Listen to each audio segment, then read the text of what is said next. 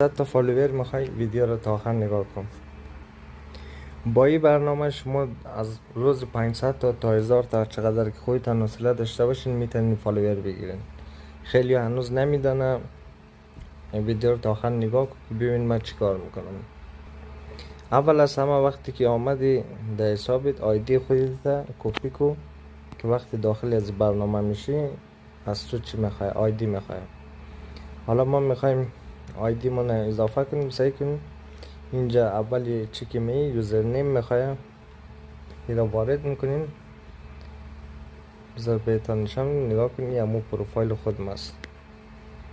ایناش 15 تا ستاره دارم، 1479 تا فالوور. حالا چه رقمی بگیریم اینا رو سعی کن. وقتی یک نفر شما فالو میکنین 5 تا ستاره میده.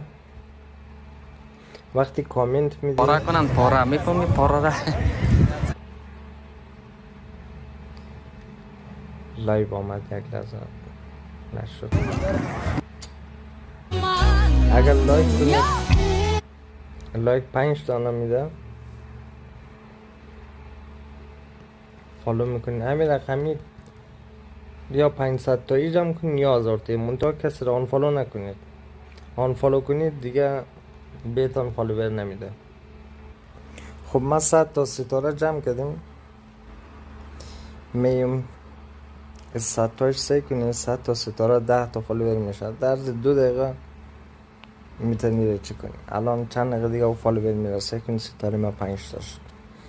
بعد از اینجا از این پایین است اینجا شما میتونید لایک و کامنت بزنید برای خودتان. از اینجا میتونید حتی فالوور بخرین. 40 فرانکش تقریبا 10,000 تا فالوور میشه. ولی خب من پیشنهاد میکنم همین رایگانش استفاده کنید. ولی اگر کسی را آنفالو کردی دیگه این سایت بهت چی نمیده فالوور. این پایینش هم نوشته نه کسی را آنفالو کن نه چیزی که باز دیگه بهت فالوور نمیدن. این خارجی ها رو نگاه کنید. اینا مرا فالو کردم هنوز فالو بک ندادم ولی خب باید فالو بک بدین. بخاطر اینکه فالو بک ندین پس دوباره آن فالو میکنه. اینه که خارجی است یا عرب هستن فالو کردن همه ایشان از همونجا میان. این هم یک دونه دیگه هم آمد. یه هم نام برنامه است. منتها اگر اونایی که تو رو فالو کرده حالا فالو بک دادی یا ندادی حالا بالاخره خیلی هایشان آن فالو نمیکنه. ولی اگر اونایی را که فالو کردی پس بری آن فالو کنید دیگه این سایت بهت فالوور نمیده. پس اگر